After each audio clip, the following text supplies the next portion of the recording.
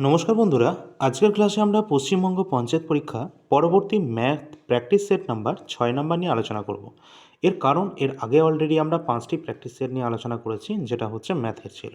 এছাড়া জিকের যে প্র্যাকটিস সেট সেটা কিন্তু তোমরা এই চ্যানেলেই পেয়ে যাবে। তোমরা অল ইন্ডিয়া র্যাঙ্কার্স ইউটিউব চ্যানেলে প্রপার প্লেলিস্ট পাবে এবং এই ফেসবুক পেজের মধ্যেও তোমরা পেয়ে যাবে অন্যান্য ক্লাসগুলি। তোমরা যারা যারা নতুন রয়েছো আমাদের চ্যানেলে, অবশ্যই তোমরা সকলে এই ইউটিউব চ্যানেলটিকে সাবস্ক্রাইব করে রাখবে এবং যারা ফেসবুকে দেখছো তারা সকলে পেজটিকে ফলো করে রাখবে।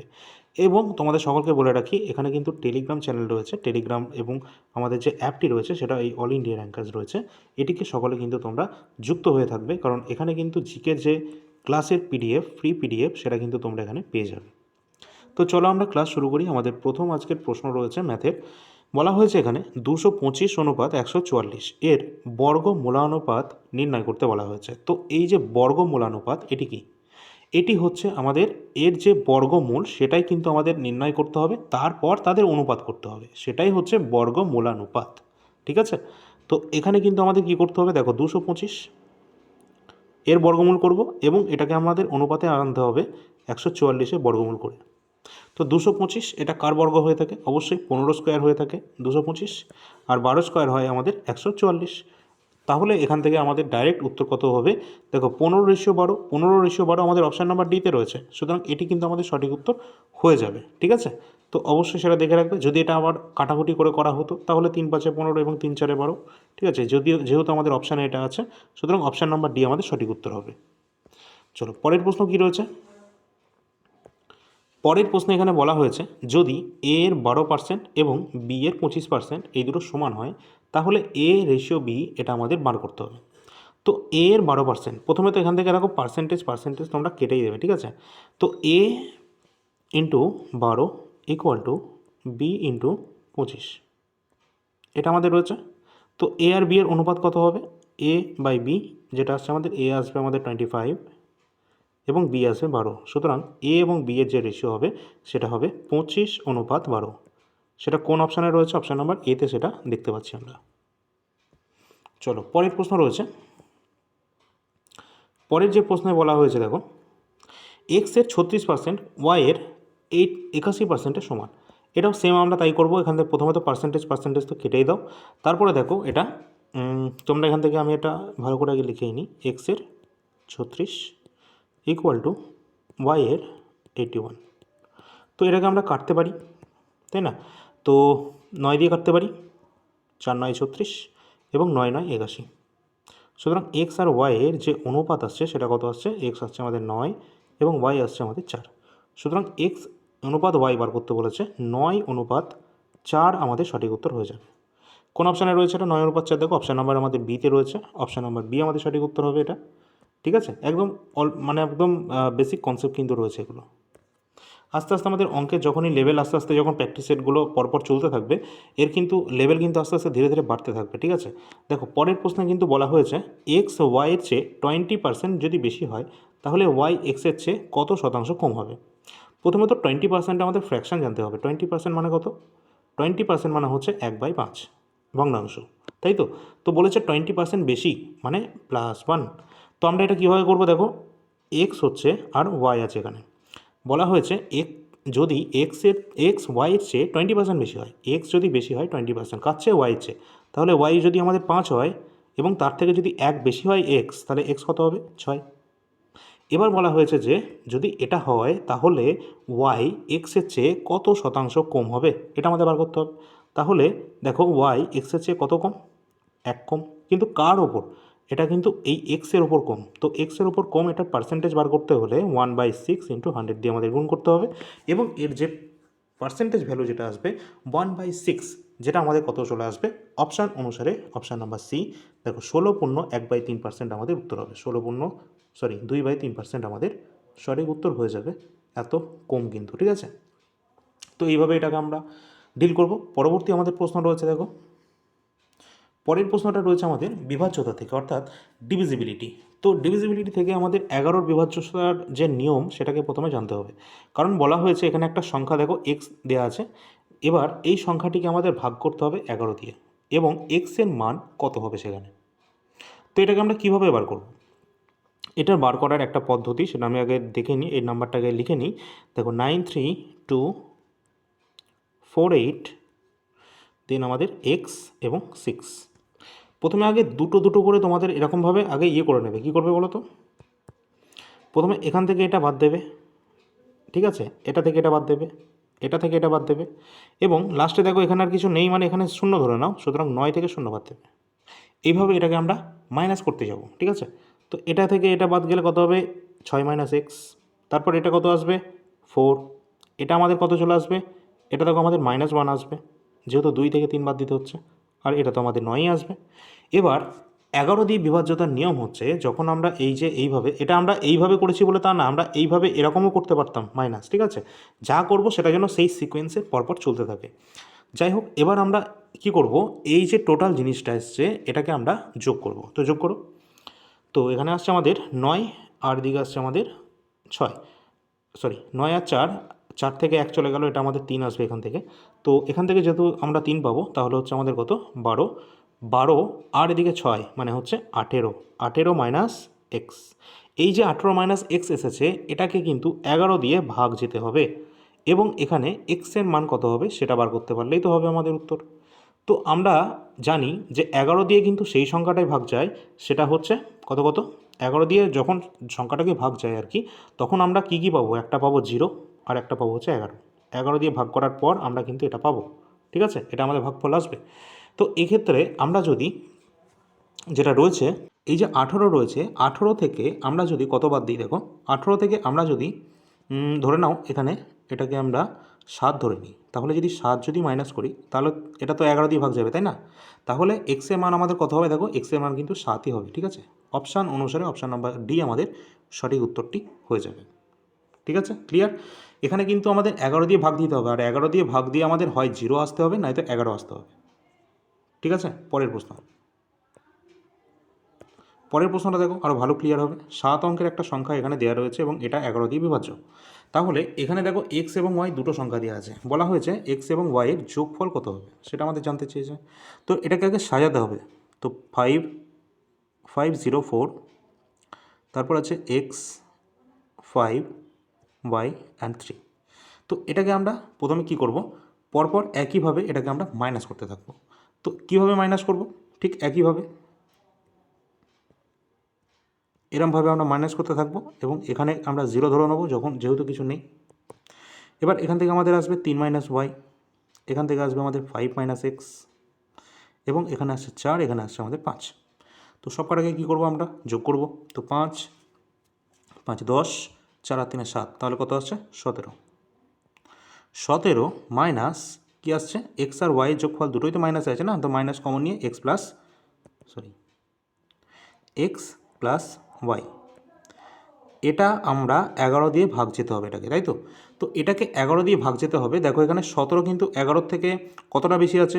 11 থেকে কিন্তু 6 বেশি, সুতরাং এখান থেকে আমরা 6টাকে আগে বাইরে বার করে দেবো। তো 6 minus x plus y divided by 11, এটাকে আমরা এবার ভাগ দিতে হবে।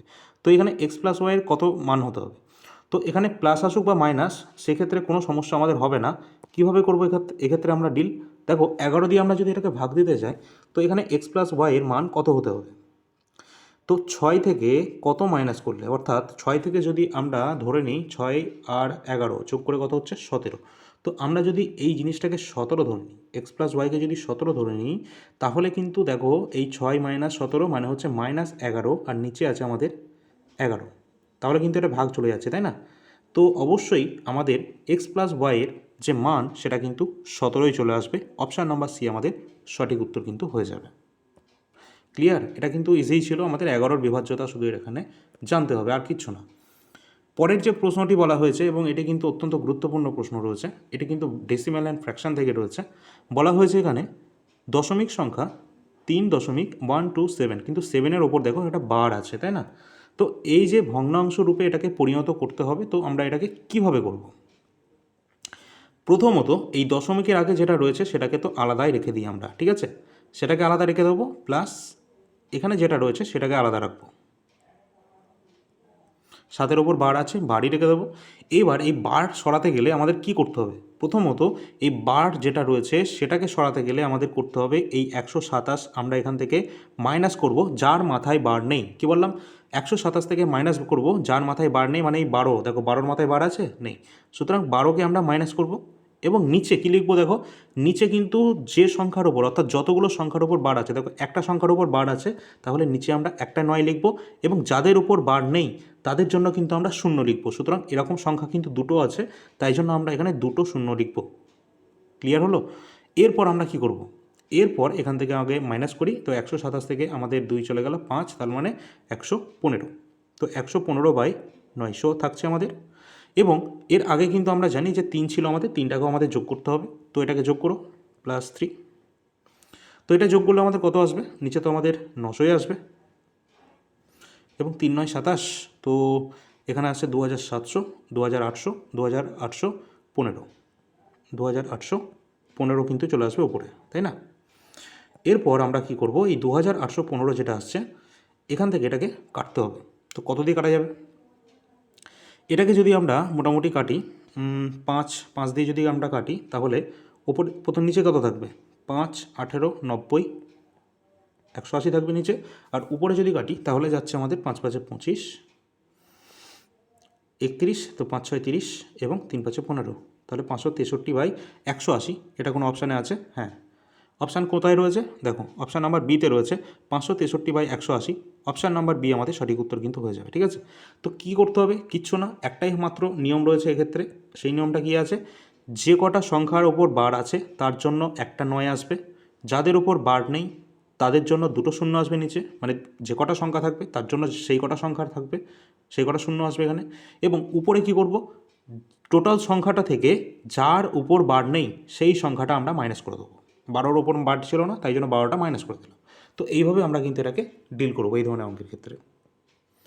চলো পরবর্তী কী কোশ্চেন রয়েছে দেখো। পরের প্রশ্ন কিন্তু আমাদের এখানে দেওয়া রয়েছে, দেখো 1683 এবং 2244। তারপরে এই সংখ্যাটা দেওয়া আছে এবং এদের গসাগু নির্ণয় করতে হবে। গসাগু হচ্ছে এক্স। আচ্ছা, গসাগু হচ্ছে এক্স, মানে বলা হয়েছে এদের যে গসাগু আসবে সেই যে এক্স, সেই সংখ্যাগুলোর আবার যোগফল নির্ণয় করতে হবে। মানে এখানে এই যে সংখ্যাগুলো দেওয়া রয়েছে এদের গসাগু প্রথমত বার করতে হবে, তারপর সেই গসাগুর যে ডিজিট, সামের যে ডিজিটের যে সাম রয়েছে সেটাকে আমাদের বলতে হবে। তো গসাগুটা প্রথমে কী করে করবো? এত বড় বড় অঙ্কের বা এত বড় বড় সংখ্যার। দেখো গসাগু কিন্তু একটা ভাগ প্রক্রিয়ার মাধ্যমে গসাগু হয়, আমরা জানি, তাই না? একটা ভাগ প্রক্রিয়ার মাধ্যমে এরকমভাবে আমরা গসাগু করতে থাকি।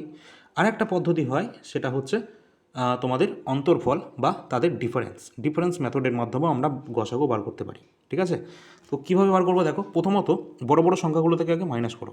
এই 2244 থেকে এটাকে আগে মাইনাস করি আমরা। 2244 থেকে 1683 আমরা মাইনাস করলে কত পাবো? এখান থেকে দেখো, এখান থেকে পাবো হচ্ছে 8 4 14, 6 এবং এখান থেকে 7 আর এদিকে আসছে 5 12, 561 পেলাম। ঠিক আছে? এরপর দেখো এই সংখ্যাটা থেকে বাদ দিয়ে দিই এই সংখ্যাটা, তো 5049, 2 2 4 0 4 4, 2 2 4 4। এখান থেকে এটা যদি মাইনাস করি তাহলে আসছে আমাদের কত? 0 8 এবং এখান থেকে 2। তো এটা আসছে। এবার এটা থেকে এবার প্রথম সংখ্যাটা মাইনাস করব, মানে আমরা মাইনাস করতেই থাকবো। ঠিক আছে? পরপর। তো 1683 এবার এখান থেকে মাইনাস করি। এটাই হচ্ছে আমাদের পদ্ধতি এই ধরনের গসাগু নির্ণয়ের ক্ষেত্রে। তো এটাকে মাইনাস করে আমরা এখান থেকে মানটা বার করব। এখান থেকে আসছে আমাদের 8 আর 2, তাহলে হচ্ছে 2, আর একটা এখানে আসছে 7 আর 8, তাহলে হচ্ছে এদিকে 1। তো 1122। তো 1122 থেকে আবার এই যে সংখ্যাটা এসছে এটাকেও মাইনাস করে দিই, 561। যে দেখব যে সংখ্যাটা লাস্টে আসছে সেটাই ধরে নেবে এটাই হচ্ছে তার গসাগু। 1 আসছে, 6 6 12, একটা এখানে নামছে 6, 5 হচ্ছে 11। দেখো 561 কিন্তু আসলো, তার মানে এটাই হচ্ছে আমাদের HCF। কি বললাম? এটাই হচ্ছে হাইয়েস্ট কমন ফ্যাক্টর বা গসাগু বা HCF এই তিনটে সংখ্যার। ঠিক আছে? তো এবার বলা হয়েছে HCF যেটা আসবে এটাই হচ্ছে এক্সের মান। ঠিক আছে? এই এক্সের অঙ্কগুলো যোগফল বার করতে বলেছে। তো অঙ্কগুলো যোগফল মানে এই 5 + 6 + 1 কত হয়? 5 হচ্ছে 11, 1 12। অপশান নাম্বার বি আমাদের সঠিক উত্তর এক্ষেত্রে হয়ে যাবে। বুঝলে? তো এটা যদি আমরা ভাগ প্রক্রিয়ার সাহায্যে করতাম অনেক বড় হতো, কিন্তু আমরা ডিফারেন্স পদ্ধতির মাধ্যমে করে দিলাম। একদম সহজ এবং ইজিভাবে কিন্তু এর উত্তর আমরা বার করে ফেলতে পারলাম। বেস্ট পদ্ধতি কিন্তু তোমাদেরকে আমি বলার চেষ্টা করছি, ঠিক আছে, যেগুলো তোমরা পরীক্ষায় অ্যাপ্লাই সত্যিই করতে পারবে। এমন কোনো পদ্ধতি নয় যে প্রতিটা অঙ্কের জন্য আলাদা আলাদা পদ্ধতি, এমন কোনো কিছু আমি বলছি না। দেখো পরের প্রশ্ন আছে, দুটি সহমৌলিক সংখ্যার গুণফল হচ্ছে 117 এবং তাদের এইচসিএফ নির্ণয় করো। দেখো সহমৌলিক সংখ্যা মানে হচ্ছে আমাদের কি কো প্রাইম, ঠিক আছে, কো-প্রাইম বা রিলেটিভলি প্রাইম যে নাম্বার সেগুলোকে বলা হচ্ছে সহমৌলিক সংখ্যা, অর্থাৎ সেই সংখ্যাগুলো যে দুটি সংখ্যা রয়েছে সেই দুটোই আমাদের মৌলিক সংখ্যা এবং তাদের যদি আমাদের বলা হয় গুণফল হচ্ছে 117, ধরে নাও একটা সংখ্যা এক্স একটা সংখ্যা ওয়াই, এরা একত্রে হচ্ছে কো-প্রাইম এবং তাদের গুণফল বলা আছে 117, তাহলে এদের এইচসিএফ কী হবে? এইচসিএফ তো তার মানে কি, এইচসিএফ মানে হচ্ছে হাইয়েস্ট কমন ফ্যাক্টর এবং এটা কিন্তু দুজনের মধ্যেই কমন থাকতে হবে। তো দুজনের মধ্যে যদি কমনই থাকে তাহলে তারা কো-প্রাইম হবে কি করে? হবে না। তো সেই ক্ষেত্রে কিন্তু এদের এইচসিএফ শুধুমাত্র এক ছাড়া অসম্ভব। একই হচ্ছে এই ধরনের সংখ্যার কো-প্রাইম বললেই, যদি বলে যে কোনো দুটি মৌলিক সংখ্যা বা যে কোনো দুটি কো-প্রাইম নাম্বারের গুণফল এত, তাদের এইচসিএফ কত, তাহলে এক ছাড়া কোনো উত্তরই হবে না। যদি বলা হয় তাদের এলসিএম কত, এলসিএম হবে সেই সংখ্যা দুটোর গুণফল, অর্থাৎ 117ই হবে তাদের এলসিএম। বুঝলে? এখান থেকে এই দুটো প্রশ্নই আসে, এছাড়া আর কিছু নয়। যদি বলা হয় দুটি সহমৌলিক সংখ্যা বা কো-প্রাইম তাদের এইচসিএফ কত, উত্তর হবে আমাদের 1। যদি বলা হয় তাদের এইচসিএফ এলসিএম কত, তাহলে উত্তর হবে আমাদের 117, অর্থাৎ সেই গুণফলটাই হবে তার উত্তর, এলসিএম। ঠিক আছে? তো এইভাবে যদি কোনো প্রশ্ন আসে অবশ্যই তোমরা কিন্তু এইভাবে দেখবে সেটা। দেখো পরের অঙ্কটি কিন্তু আমাদের রয়েছে একটা সরলীকরণ পদ্ধতিতে। তো এক্ষেত্রে আমরা কীভাবে ডিল করব তোমাদের আগেই বলেছিলাম, প্রথমে সবার আগে বার যেটা রয়েছে তার কাজ আগে হবে, তারপর কার কাজ হবে? প্রথম ব্র্যাকেটের কাজ হবে, তারপর দ্বিতীয় ব্র্যাকেটের কাজ হবে, তারপর থার্ড ব্র্যাকেটের কাজ হবে। ঠিক আছে? যদি চিহ্নের কথা বলি, প্রথমে অফের কাজ হবে, তারপর ভাগের কাজ হবে, তারপর গুণ, তারপর যোগ, তারপর বিয়োগ। ক্লিয়ার? এবার আমরা এইভাবে এটাকে ডিল করব। দেখো প্রথমে দেখো এখানে বার রয়েছে, তো বার এখান থেকে আমরা কীভাবে এটা বার করব? 7 - 12 তার মানে কত? এখান থেকে কত আসবে আমাদের? এখান থেকে আমাদের আসছে 5, কিন্তু এটা -5 আসবে, কিন্তু 6 আর -5 তার মানে এখানে কত আসবে? +1 আসবে, তাই তো? এবার এই 3-এর সাথে যদি আমরা 1 গুণ করি আমরা কত পাবো? 3 পাবো। ভালো করে বুঝবে, 3-এর সাথে 1 গুণ করছি 3 পাচ্ছি, কিন্তু 3 দিয়ে যখন এই 12কে আবার ভাগ করব তখন কিন্তু আমাদের উত্তর কত আসবে? 4। 3 4 12। এবার দেখো এখানে 35, এই 4 আর 35 যখন এটাকে আমরা যোগ করব তখন কত পাবো আমরা? 39। এবং এই 49 থেকে যখন 39 আমরা মাইনাস করব তখন কত পাবো? 10। অপশান নাম্বার বি আমাদের সঠিক উত্তর হয়ে যাবে। ঠিক আছে? একদম পরপর পরপর পরপর পরপর আমরা কিন্তু ডাইরেক্ট উত্তরে কিন্তু পৌঁছে গেলাম। ঠিক আছে? তো এইভাবেই কিন্তু আমাদের এগুলোকে করতে হবে, তবেই কিন্তু তোমাদের একদম নির্ভুলভাবে তোমরা উত্তরে পৌঁছাতে পারবে। ওকে? যদি ভালো লাগে সকলে অবশ্যই একটু লাইক করে দেবে তোমরা সকলে, ঠিক আছে, এবং শেয়ার করে দেবে তোমাদের বন্ধুদের সাথে। সাবস্ক্রাইব যদি এখনও করে না থাকো করে রাখবে। পরবর্তী প্রশ্নে যাওয়ার আগে তোমাদের বলে রাখি, আমাদের যে অল ইন্ডিয়া র্যাঙ্কার যে মোবাইল অ্যাপ রয়েছে এটাকে সকলে ডাউনলোড করে রাখবে। এই অ্যাপটির মধ্যে তোমরা কিন্তু এই যে ফ্রি পিডিএফ সেকশন দেখতে পাচ্ছ, এখানে কিন্তু তোমরা ক্লাসের যে জিকে সেকশনের যে ফ্রি পিডিএফ রয়েছে ক্লাসের সেটা পেয়ে যাবে, এবং এই পেইড পিডিএফ সেকশন যেটা দেখতে পাচ্ছ এখানে, এই পেইড পিডিএফ সেকশানে কিন্তু তোমরা পেয়ে যাবে কিছু গুরুত্বপূর্ণ পিডিএফ যেগুলো আপকামিং এক্সামের জন্য তোমাদের হেল্প করবে। কী ধরনের? দেখো ভারতের সংবিধান যেটা কিন্তু টোটাল 80টি পেজে 81টি পেজের মধ্যে কমপ্লিট করা আছে, ভারতের ইতিহাসটাও 80টা পেজের মধ্যে রয়েছে, এবং স্ট্যাটিক জিকে যেখানে 120টার ওপর টপিক রয়েছে। এই টোটাল যে জিনিসগুলো তোমরা দেখতে পাচ্ছ, ভারতের ইতিহাস, ভারতের সংবিধান এবং স্ট্যাটিক জিকে, এই সবগুলি কিন্তু আপকামিং সমস্ত এক্সামের জন্যই আমাদের ইম্পর্ট্যান্ট রয়েছে। এবং তোমরা যদি শুধুমাত্র আমাদের পঞ্চায়েতের জন্যই যদি তোমরা প্রস্তুতি নিয়ে থাকো, এবং তাহলে কিন্তু তোমাদের জন্য বলে রাখি যে তোমাদের যে নোটসপত্র সেগুলো কিন্তু তোমরা অ্যাপেই পাবে, অ্যাপটা সকলে ডাউনলোড করে রাখবে। খুব শীঘ্রই সেই আপডেট আমরা দিয়ে দেবো এবং বেস্ট কন্টেন্ট কিন্তু প্রোভাইড করা হবে। ঠিক আছে? এছাড়া যারা রেলওয়ে গ্রুপ ডি দেবে তাদের জন্য জিকে এবং তাদের প্রিভিয়াস ইয়ারের সায়েন্স কোশ্চেনগুলো অ্যাভেলেবেল রয়েছে, কারেন্ট অ্যাফেয়ার্স রয়েছে, প্রতি মাসে 13 টাকা রয়েছে। এছাড়া তোমাদের বলে রাখি এনটিপিসির এখনও পর্যন্ত 2020-21 থেকে শুরু করে 2024-25-26 যে কটা এক্সাম হয়েছে এনটিপিসি সমস্ত প্রশ্নপত্র ইতিমধ্যে অ্যাভেলেবেল রয়েছে অ্যাপের মধ্যে। যাদের প্রয়োজন অবশ্যই কিন্তু তোমরা নিয়ে নেবে, এবং এই ইতিহাস, সংবিধান, স্ট্যাটিক জিকে এগুলো প্রতিটি এক্সামের জন্য তোমাদের ইম্পর্টেন্ট। ঠিক আছে? তো যাদের যেটা প্রয়োজন সেটা তোমরা অ্যাপের মধ্যে যাবে, সেখানে ডিটেলস এবং ডেমো পিডিএফ সমস্ত বিস্তারিত দেওয়া রয়েছে, সেখান থেকে তোমরা সেটা পারচেস করতে পারবে। তো চলো আমরা পরবর্তী প্রশ্নে চলে আসি। দেখো পরের যে প্রশ্ন রয়েছে আমাদের এখানে কি বলেছে, এখানে একটা সরলীকরণের মতো একটা কোয়েশ্চেন রয়েছে, এটাকে আমাদের সলভ করতে হবে, ঠিক আছে।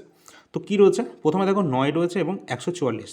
আমরা জানি 144-এ বর্গমূল করলে আমাদের কত আসে, বলো কত আসে?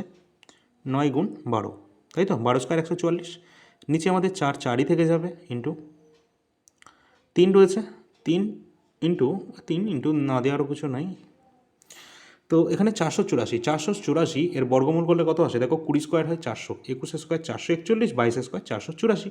সুতরাং 22 আমাদের হয়ে যাবে এর বর্গমূল করলে, এবং এর সাথে আমরা কত পাচ্ছি? নিচে দেখো 720 আছে। তো এখানে কিন্তু 720 যেটা রয়েছে এখানে 1 এবং 720, তাই তো?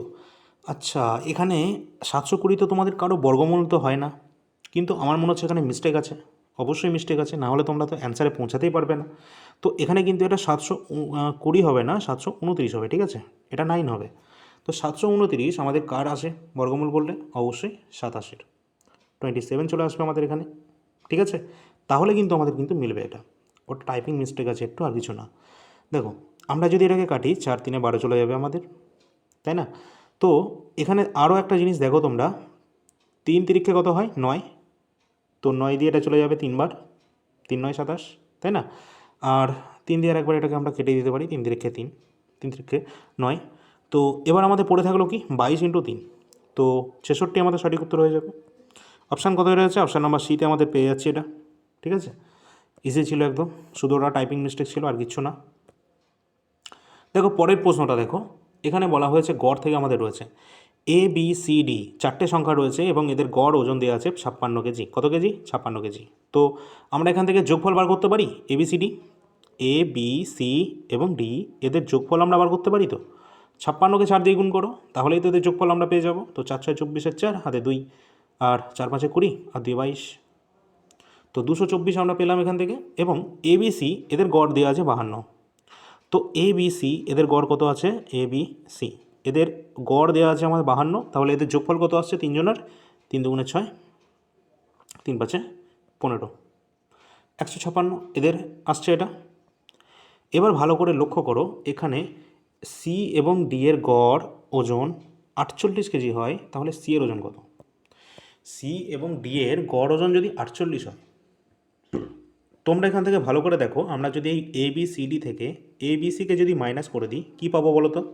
তাহলে আমরা ডি পাবো নিশ্চয়ই, তাই তো? তো মাইনাস করে দিই, তাহলেই বোঝা যাবে কে পড়ে থাকবে। তো এখান থেকে আমাদের কত আসছে?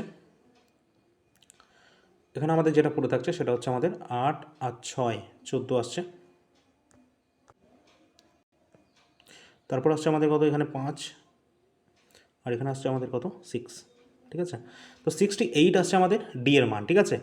এখানে এবার ভালো করে লক্ষ্য করতে হবে, সি এবং ডি এর গড় ওজন কিন্তু 48 বলা আছে, ঠিক আছে? সি এবং ডি এর গড় ওজন, তাহলে সি আর ডি এর টোটাল যোগফলটা কত হবে বলো? সি আর ডি এর টোটাল যোগফল 48 যদি এদের দুজনের গড় হয়, তাহলে 48 দুগুণে কত হচ্ছে? 48 দুগুণে যেটা আসছে আমাদের 96 হয়ে যাচ্ছে এদের যোগফল। এবার আরেকটা জিনিস ভালো করে তোমাদের লক্ষ্য করতে হবে, এই জায়গাটা করে যদি এই সি ডি থেকে আমরা এই ডিটা মাইনাস করে দিই, সি ডি থেকে যদি ডিটাকে মাইনাস করে দিই, তাহলে আমরা এখান থেকে সি পেয়ে যাব না? তাই তো মনে হয়। তো এটা থেকে এটা আমাদের মাইনাস করতে হবে। তো 6 থেকে 8 বাদ দিতে হবে, তাহলে কত?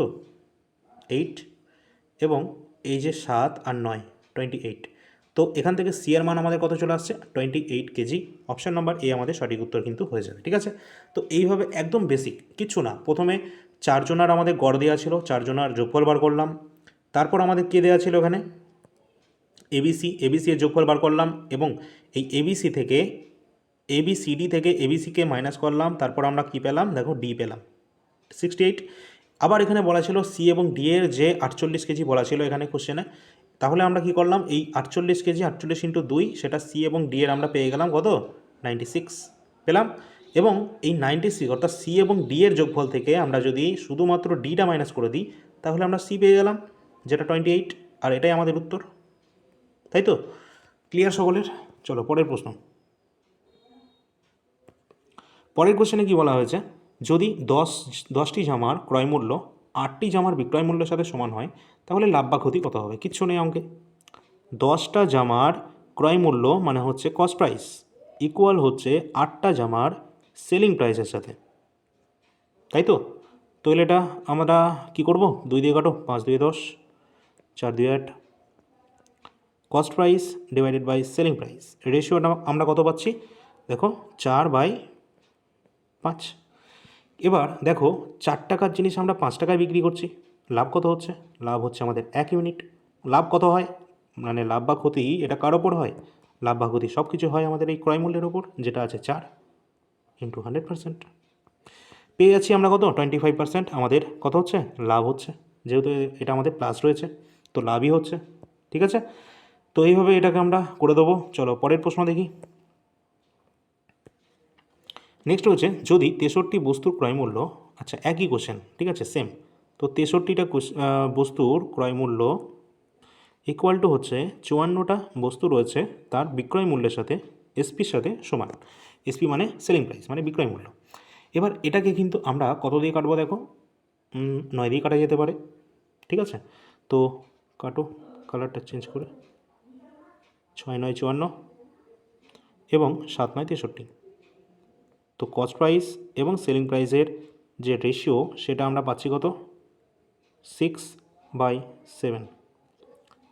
তো কত এটা বেশি হচ্ছে, এটা কিন্তু 1 বেশি হচ্ছে, তার মানে কি লাভ হচ্ছে আমার 1, কিন্তু লাভ হচ্ছে কতর ওপর, 6-এর ওপর। পার্সেন্টেজ এটা কত হবে আমাদের, 1/6%, মানে 1/6 মানে হচ্ছে এটা আমাদের 16.2/3%-এর লাভ হয়ে যাবে, অপশান নাম্বার ডি। ঠিক আছে, তো এইভাবে কিন্তু আমরা কোশ্চেনগুলোকে দেখে নেব। দেখো পরের প্রশ্ন আমরা দেখে নিই, বেস্ট সলিউশন কিন্তু তোমাদের দেওয়ার চেষ্টা করছি। ঠিক আছে, পরের প্রশ্ন আছে, দোকানদারকে 10%-এর ছাড় ঘোষণা করার পর 25% লাভ প্রাপ্ত করার জন্য 360 টাকা ক্রয়মূল্য বিশিষ্ট বস্তুর অঙ্কিত মূল্য কত নির্ধারণ করতে হবে। ঠিক আছে, তো এখানে মার্ক প্রাইস, অঙ্কিত মূল্য মানে কি, অঙ্কিত মূল্য মানে হচ্ছে মার্ক প্রাইস, এমপি। এই এমপি আমাদের কত করতে হবে, যদি দোকানদারকে 10%-এর ছাড় দেবো, তার ওপর 25%-এর আমরা লাভ করব, মানে 10% ছাড় দেবো, তার ওপর 25%-এর আমরা লাভ করব, এবং 360 টাকা হচ্ছে যার ক্রয় মূল্য, ক্রয় মূল্যটা বলা আছে 360 টাকা, তাহলে তার এমপি অর্থাৎ মার্ক প্রাইস আমাদের কত রাখতে হবে। প্রশ্ন হলো এটা। দেখো এই ধরনের কোশ্চেনটা আমরা কীভাবে করব, এবং এই ধরনের কোশ্চেন করার আগে তোমাদের আরেকটা জিনিস তোমাদের একটু বলে রাখি, সেটা হচ্ছে কি, দেখো এখানে যদি আমরা ধরে নাও এটা 10 থেকে 9, ঠিক আছে, 10%-এর ছাড় মানে কি, 10 টাকার জিনিস 1 টাকা ছাড় দিচ্ছ মানে 9 টাকা। এখানে একটা জিনিস তোমাদের খেয়াল করার বিষয়, তোমাদের যদি 9-এর মান দেওয়া থাকে এবং 10-এ যদি আমাদের পৌঁছাতে হয়, এটাকে কি করতে হয়, এদিক থেকে এদিকে, তাহলে কিন্তু আমাদের সেক্ষেত্রে কী করতে হবে দেখো, ইন্টু 9/10, তাই না, সরি, এই জায়গা করে যদি আমরা যেতে হয় তাহলে কিন্তু আমরা কি করব দেখো, এই জায়গা করে যদি আসতে হয় তাহলে কিন্তু আমাদের করতে হবে 10/9 দিয়ে গুণ, এবং এদিকে যদি আমাদের আসতে হয় তাহলে কিন্তু আমরা করব কত, 9/10 দিয়ে গুণ। এটা তো ক্লিয়ার, এটা তো বুঝতে পারছো, 10-এর সাথে আমরা যদি 9/10 দিয়ে গুণ করি তাহলেই তো আমরা 9টা পাবো।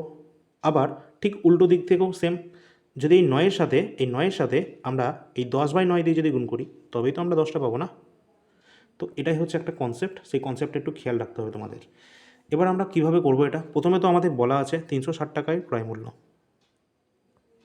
360 টাকা ক্রয় মূল্যের ওপর 10% তো ছাড় দিতে হবে আমাদের, এবং 25%-এর লাভ করতে হবে। প্রথমে কি করব, 10%-এর তোমরা ছাড় দিচ্ছ তাই তো, তো এটা আমরা পরে দেখছি, প্রথমে তো লাভ করতে হবে 25%, 25%-এর লাভ করতে হবে, তার মানে কি 4-এর ওপর 1 লাভ করতে হবে, অর্থাৎ 5, এটা আমাদের লাভ করতে হবে। এবার বলা হয়েছে যে এখানে 10% ছাড়, 10% তো ছাড় দিয়েছ, 10% ছাড় মানে কি 1/-1/10, এটাই তো ছাড়, এটাই তো ডিসকাউন্ট। কিন্তু এখানে আমরা কি করব, এখানে আমরা ডাইরেক্ট মার্ক প্রাইসটা বার করব, একদম ডাইরেক্ট। তো আমরা এক্ষেত্রে কি করব দেখো, এটাকে 10/9 দিয়ে গুণ করব, কারণ 10 হচ্ছে আমার মার্ক প্রাইস, 10-এর মান আমরা বার করব এবং 9 দিয়ে ভাগ করব, যেটা হচ্ছে আমাদের সেলিং প্রাইস। ঠিক আছে, তো 10/9 দিয়ে আমরা গুণ করব, তাহলে কিন্তু এখান থেকে আমাদের ডাইরেক্ট যেটা বেরোবে সেটা হচ্ছে মার্ক প্রাইসের নামটা বেরোবে, মার্ক প্রাইসের যে মান রয়েছে, অঙ্কিত মূল্য যেটা রয়েছে সেটা কিন্তু আমরা ডাইরেক্ট এখান থেকে বার করতে পারবো। কি বললাম, ভালো করে বুঝতে পেরেছো এটা? তো এখান থেকে দেখো 4 9 36, এ দেখো 36 কেটে গেল, থাকলো 10, তো এটাকে গুণ করে দাও, 5 5-এর পিঠে 2 শূন্য, সুতরাং উত্তর হয়ে যাবে আমাদের 500, অপশান নাম্বার এ। ঠিক আছে, একদম বেস্ট অ্যাপ্রোচ তোমাদেরকে আমি জানাচ্ছি, এবং তোমাদের যেভাবে কিন্তু জিকে কোশ্চেনগুলো করানো হয় সেইভাবে কিন্তু আমরা ম্যাথও তোমাদেরকে করিয়ে দিচ্ছি। ম্যাথের বেস্ট সলিউশন যেটা হতে পারে, পরীক্ষায় যেটা অ্যাপ্লিকেবল হবে অরিজিনালি, সেটাই কিন্তু এখানে দেখানো হচ্ছে। ঠিক আছে, চলো পরের প্রশ্ন। 8% বার্ষিক সাধারণ সুদের হারে বিনিয়োগ করা কোনো ধনরাশি, টাইপিং মিস্টেক, কোনো ধনরাশি 2 বছর 9 মাসে 732 টাকা হয়ে যায়, তাহলে বিনিয়োগ করা ধনরাশিটা কত ছিল? ঠিক আছে, মানে এখানে প্রিন্সিপালটা কত ছিল। তো আমরা এখানে কি করব, দেখো সরল সুদের কথা বলা হয়েছে, এখানে কি বলেছে? সরল সুদ। প্রথমত এই 2 বছর 9 মাস এটাকে ক্লিয়ার করে নাও। 2 বছর মানে পুরোপুরি 2 বছর, আর 9 মাসটাকে বছরে কনভার্ট করতে গেলে 9/12 দিয়ে ভাগ করতে হবে। 3 3 9, 3 4 12, 4 2 8, 11/4। তো 11/4 এটা কিন্তু আমাদের কী আসছে? বছর আসছে। এর সাথে কত পার্সেন্ট রেট বলেছে? রেট হচ্ছে আমাদের 8%। রেট যদি 8% হয় তো 4 দিয়ে কত হচ্ছে? 8, মানে 22% হচ্ছে আমাদের ইন্টারেস্ট। ইন্টারেস্ট কী করে এটা বললাম? তার কারণ ইন্টারেস্ট মানে সরল সুদ, সরল সুদ মানে এসআই। এটা এসআই ইকুয়াল টু কী হয়? এসআই ইকুয়াল টু হয় রেট পার্সেন্টেজ ইন্টু টাইম। এটাই হচ্ছে সূত্র এসআই এর। প্রিন্সিপালের ওপর যত রেট এবং যত বছরের জন্য, সেটাই হচ্ছে তার একদম ডাইরেক্ট সুদ। তো এখানে আমরা 22% এখানে কিন্তু রেট আমরা পেয়ে গেলাম, এবং এখানে কিন্তু প্রশ্নে আমাদের বলা আছে, দেখো 732, এটা হচ্ছে কি? অ্যামাউন্ট। তো 22% যদি সুদ হয় এবং 100% যদি আমাদের প্রিন্সিপাল হয়, তাহলে সেক্ষেত্রে অ্যামাউন্ট কত হবে? অ্যামাউন্ট হবে আমাদের 122% অ্যামাউন্ট, যেটা আমাদের মান দেওয়া আছে 732 টাকা। আর এখানে আমাদের বার করতে হবে হচ্ছে 100%। 100% মানে হচ্ছে প্রিন্সিপাল। তো এটা আমাদের কীভাবে বার করতে হবে? প্রথমত এটাকে আমরা কাটবো। তো এখানে আমরা দেখতে পাচ্ছি এটা 6 100 600, আর যা আমাদের চলে যাচ্ছে 6 2 12 2, মানে এটা কিন্তু আমাদের পুরোপুরি 6 বারই চলে যাচ্ছে। ঠিক আছে, তো 1% মানে 6, তো 100% মানে 600। 600 কোন অপশানে রয়েছে? Option number A. ঠিক আছে, তো এইভাবে কিন্তু এটাকে আমরা করে ফেলবো। কিচ্ছু ছিল না এখানে, শুধুমাত্র এই যে আমাদের এই যে জায়গাটা দেওয়া ছিল টাইমের, এটাকে প্রথমে আমরা প্রপারভাবে লিখে নিলাম বছরে। এটাকে বছরে কনভার্ট করার পর এটাকে আমরা কি করলাম, এই যে আমাদের 8% বলা আছে বার্ষিক সুদ, এই বার্ষিক সুদকে আমরা এখান থেকে গুণ করলাম, এবং গুণ করার পর সেটা আমাদের টোটাল রেট আসলো। কারণ রেট হচ্ছে আমাদের কি, মানে রেট না, সুদ হচ্ছে আমাদের কি? সুদ হচ্ছে রেট পার্সেন্ট ইন্টু টাইম, যেটা আমাদের আসছে 22%। ঠিক আছে, আর অ্যামাউন্ট কত? অ্যামাউন্ট হচ্ছে 100 এর সাথে যোগ করতে হবে, কারণ প্রিন্সিপাল আর রেট এই দুটো যোগ করেই তো আমাদের অ্যামাউন্ট আসে। সুতরাং সেটা হচ্ছে 122, যার মান কিন্তু দেওয়া ছিল এখানে 732। তো 100%-এর মান বার করতে হবে, যেটা 600 টাকা আমাদের বেরিয়ে গেল। পরবর্তী প্রশ্ন আছে 73,000 এর রাশির উপর 13.1/3% বার্ষিক সুদের হারে 10 মাসের সাধারণ সুদ কত হবে? তো এখানে সাধারণ সুদ বার করতে বলা হয়েছে। তো এখানে বলা হয়েছে যে আমাদের প্রিন্সিপাল যেটা দেওয়া আছে সেটা হচ্ছে 73,000 টাকা। 73,000-এর ওপর 13.1/3 মানে কত হচ্ছে? এটা 3 13 39, মানে 40/3%। এটা আমাদের রেট দেওয়া রয়েছে, এবং 10 মাস হচ্ছে টাইম। 10 মাস টাইম মানে কত? এটাকে 12 দিয়ে ভাগ দিলে আমাদের বছরে চলে আসবে। এটা বছরে চলে আসলো, ডিভাইডেড বাই 100 তো আসবেই। তো এটাকে সলভ করলে আমরা কিন্তু উত্তরে পৌঁছে যাবো। তো এটাকে সলভ করো। প্রথমত 100, তো 100 দুটো শূন্য ক্যান্সেল আউট হলো। নেক্সট এখানে আমরা দেখতে পাচ্ছি কত, এখানে দেখো তোমরা দেখতে পাবে 12 দিয়ে যদি আমরা কাটি এটাকে 4 দিয়ে, 4 3 12, তো 4 10-এ আসবে 40। ঠিক আছে, আর 3 তো আমাদের এদিকে কাটবে না, তাহলে আমাদের এখানে পড়ে থাকছে নিচের দিকে 9, এবং উপরে আমাদের পড়ে থাকছে 73, দুটো 0, আর এখানে একটা 0।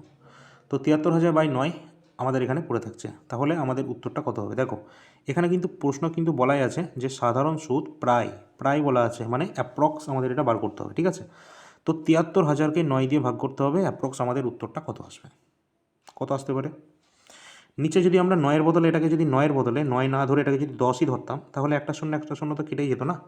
তো 7,300, কিন্তু উত্তর কিন্তু আমরা 10 দিয়ে ভাগ দিয়েছি, আমাদের 9 দিয়ে ভাগ করতে হতো, তার মানে 7,300 থেকে একটু বেশি আসবে। তো কত আসতে পারে? অবশ্যই কিন্তু এক্ষেত্রে 7,300 থেকে বেশি, যেটা একটাই অপশান রয়েছে 7,500 তো নয়, তার থেকে অনেক বেশি হবে, সেটা হচ্ছে 8,111।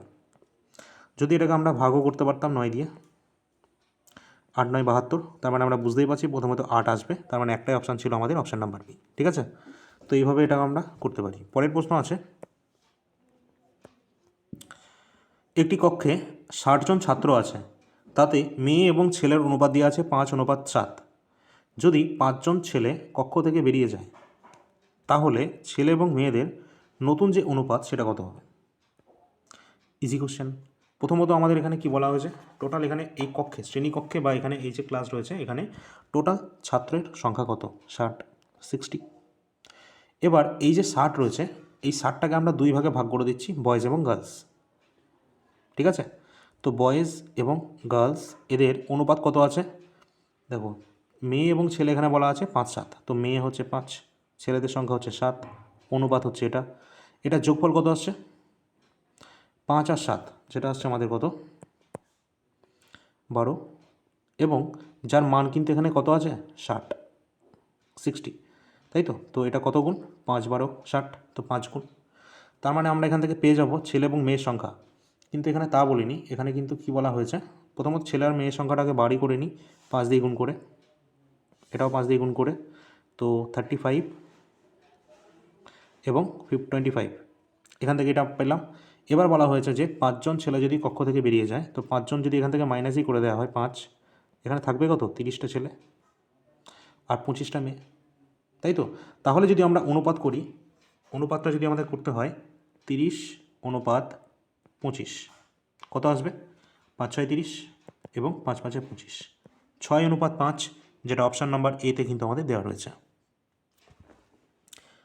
যেমন প্রশ্ন বলবে সেইভাবে আমরা কিন্তু এগুলোকে সলভ করতে থাকবো। ঠিক আছে, এমন কোনো বিশেষ ব্যাপার না।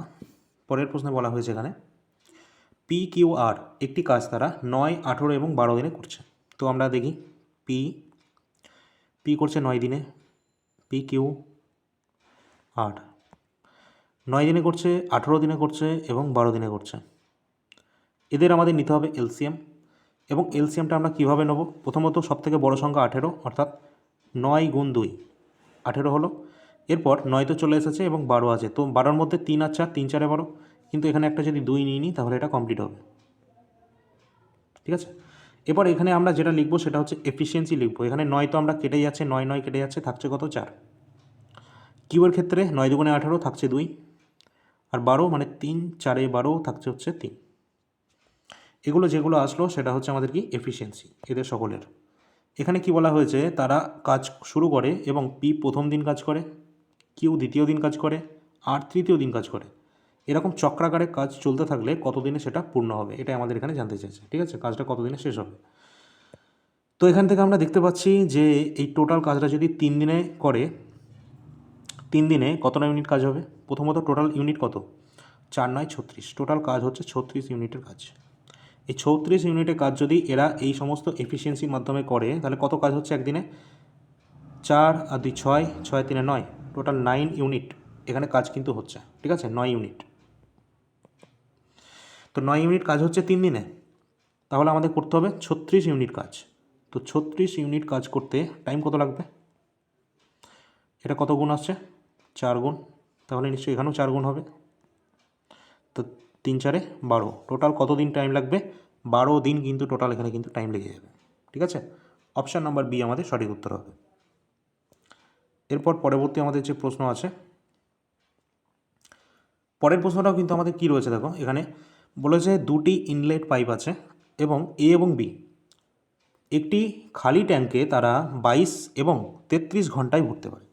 তো দুটোই কিন্তু ভর্তি করছে, একটা ট্যাঙ্ক হচ্ছে এ, একটা ট্যাঙ্ক বি, দুজনাই কিন্তু ভর্তি করছে। এখানে এ টাইম লাগাচ্ছে 22 ঘন্টা, বি টাইম লাগাচ্ছে 33 ঘন্টা, 33 ঘন্টায় একটা ট্যাঙ্কে ভর্তি করে দেয় দুটো পাইপ। এবার তাহলে এদের এফিসিয়েন্সি আমাদের বার করতে হবে। এফিসিয়েন্সি আমরা নেব 11 গুণ 2 গুণ 3। ঠিক আছে, এদের যে আমাদের এফিসিয়েন্সি আসবে সেটা আমরা কী করে বার করবো? দেখো 22 মানে 11 দুগুণে 22, পরে থাকছে 3, আর 3 11 33, থাকছে 2।